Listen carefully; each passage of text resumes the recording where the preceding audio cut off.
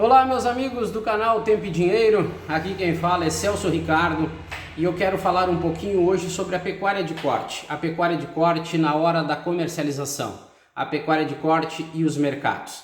É óbvio que nós precisamos entender de mercado consumidor, nós precisamos entender de indústria e nós precisamos entender da pecuária. Falar simplesmente sobre pecuária de corte, direcionando as atenções só para o que acontece dentro da propriedade rural, a gente cria um universo e um cenário que pode fazer com que nós acabamos botando dinheiro fora ou tendo prejuízos e prejuízos muito altos que muitas das vezes pode comprometer a nossa atividade dentro da propriedade rural.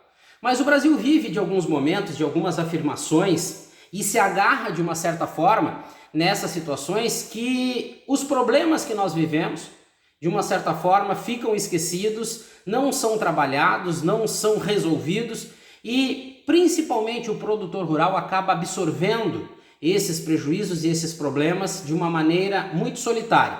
E nós precisamos mudar essa situação.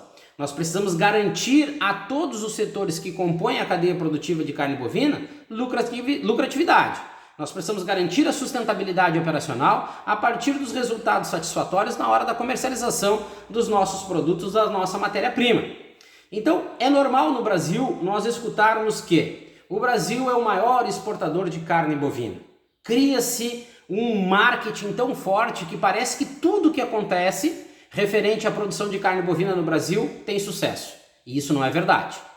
Nós estamos afirmando uma situação apenas e criando um cenário positivo através dessa informação e isso precisa mudar. Outra situação que é muito fácil a gente escutar pelo Brasil afora é de que o Brasil possui o maior rebanho bovino comercial do mundo. E o que isso adianta?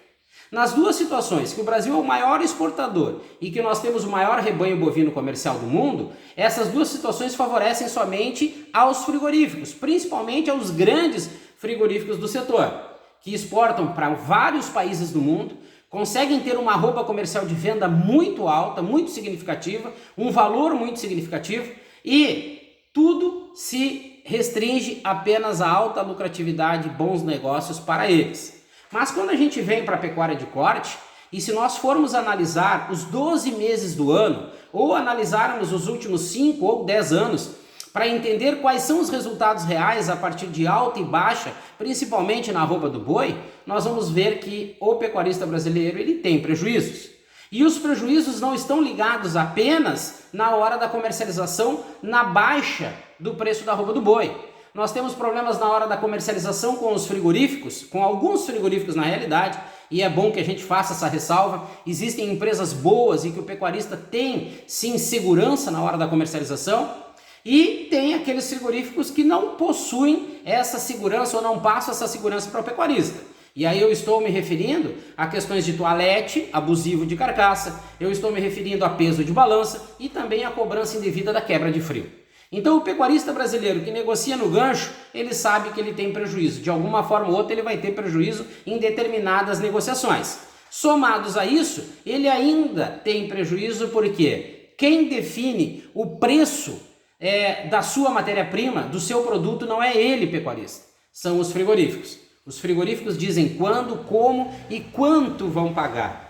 É muito normal falar em 30 dias, mas às vezes os frigoríficos estendem esse prazo para pagamento, preço à vista, preço a prazo, normal na hora da negociação, mas são os frigoríficos que definem quanto, como e quando eles vão pagar. Trabalhar, como eu disse, com tendência, comportamento de mercado, expectativa, não adianta. Nós vamos ter incertezas e seguranças na hora de investir no campo e negociar com os frigoríficos. Nós precisamos de ação. E essa ação vem a partir do quê? Do entendimento, sobre a matéria-prima que eu vou produzir a partir do mercado que eu vou negociar. Eu não posso investir mais do que eu vou garantir o preço na hora da comercialização, aí eu vou ter prejuízo. Mas o pecuarista, ele também precisa entender o cenário dentro da sua propriedade rural, que trata com a viabilidade da operação pecuária de corte, juntamente com a atividade da viabilização econômica, financeira e comercial. O pecuarista deixou de ser um criador de boi. O pecuarista, ele produz carne. O pecuarista, ele precisa entender, sim, das questões financeiras muito das questões financeiras que envolvem a sua atividade rural. Ele precisa entender de mercados, ele precisa expandir a sua visão, entendendo quais os mercados o frigorífico que ele vai vender os seus animais está atuando.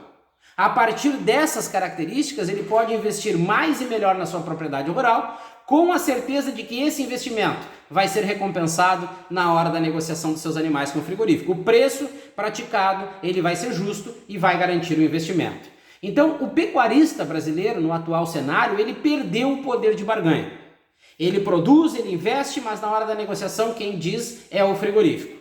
E independentemente do que ele faz, ele pode ter um animal criado a pasto, um animal confinado, semi-confinado, para tudo existe um custo. E esse custo tem uma interferência direta no preço da arroba. Se eu vou para minha propriedade rural, que eu vou trabalhar com cria, recria ou engorda, tem um custo. E esse custo vai interferir diretamente na questão da arroba comercial de venda. Então tudo que gira dentro da propriedade rural, na realidade, se ela tem a única atividade baseada na pecuária de corte, tudo que acontece direto ou indiretamente será pago pela arroba comercial do boi na hora da negociação. Seja uma propriedade rural que trabalha com genética, que trabalha com exportação de gado vivo, que trabalha com a venda dos animais para o frigorífico, tudo que acontece dentro da propriedade rural estará diretamente ligada ao preço na hora da comercialização. Então o pecuarista precisa estar muito ligado, investir aquilo que é necessário, onde ele sabe que aquele mercado que ele vai trabalhar vai compensar. Não trabalhem com sazonalidade, não invistam a partir de uma sazonalidade momentânea que vai causar um prejuízo muito mais a médio e longo prazo do que esse retorno a curto prazo que vocês podem ter na hora da comercialização dos animais. Tenham calma, paciência, usem a razão na frente da emoção. O mercado da carne é amplo e eu afirmo para vocês que todos os frigoríficos têm uma alta lucratividade com a comercialização da carne. Ninguém perde dinheiro. O mercado interno não faz os frigoríficos perderem dinheiro como muitos dizem. Isso é uma afirmação falsa. Os frigoríficos têm lucratividade sim no mercado interno e externo. E esse investimento dentro da propriedade rural tem que ser pautado a partir do entendimento da prática comercial dos frigoríficos que vocês estarão negociando. Então, na realidade, o pecuarista brasileiro, ele tem uma série de situações que são contrárias a ele, principalmente na hora da comercialização. Ele tem que estar jogando com a entre-safra, porque na entre-safra vai ter um aumento na arroba do boi. Na época da safra, na maior oferta, vai ter uma queda na arroba do boi. Quando chega perto de algumas datas comemorativas, e no Brasil, Dia das Mães, por exemplo, e Natal são as datas onde o preço da carne sobe e existe um aumento natural na arroba do boi. Aí ele vem para o início dos anos, nos primeiros 3, 4 meses, o mercado se fecha, época de férias, falta contrato de exportação, o preço da arroba cai. Ainda tem os grandes frigoríficos, que como eles têm uma intensa comercialização devido às suas escalas altas de abate, eles também ainda corroboram para que quando eles querem, eles derrubam o preço do boi muito facilmente. Então a pecuária de corte, ela tem inúmeros cenários desfavoráveis que acontecem ao longo dos meses e dos anos. Por isso o pecuarista precisa ter um bom entendimento da porteira para dentro, mas precisa ampliar o seu entendimento da porteira para fora. Ele precisa entender da sua operação, mas ele precisa entender das questões financeiras, ele precisa entender do mercado, para que ele não chegue no frigorífico e acabe tendo que somente dizer sim para aquilo que o frigorífico impõe para ele para comprar os seus animais. Existem mercados para todo tipo de matéria-prima e o mercado nacional é sim lucrativo para os frigoríficos brasileiros. Não existe prejuízo na hora da comercialização.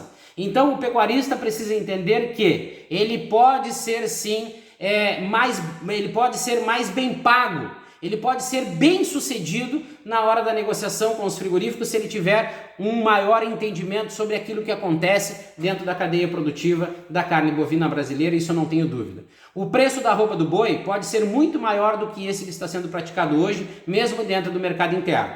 Mas para que o pecuarista possa, de uma certa forma, colocar a sua situação na hora da negociação e exigir uma bonificação, um melhor pagamento para uma carcaça que os seus animais, uma carcaça diferenciada que os seus animais vão oferecer, ele precisa ter essa visão ampla, esse entendimento amplo, um fácil e rápido raciocínio com as questões financeiras para que ele possa negociar melhor os seus animais e garantir o lucro que ele precisa para poder reverter, né, o investimento dentro da propriedade rural e garantir a sustentabilidade das operações dentro da sua propriedade rural. Certo, pessoal? Um forte abraço a todos e nos encontramos aqui no próximo programa do canal Tempo e Dinheiro.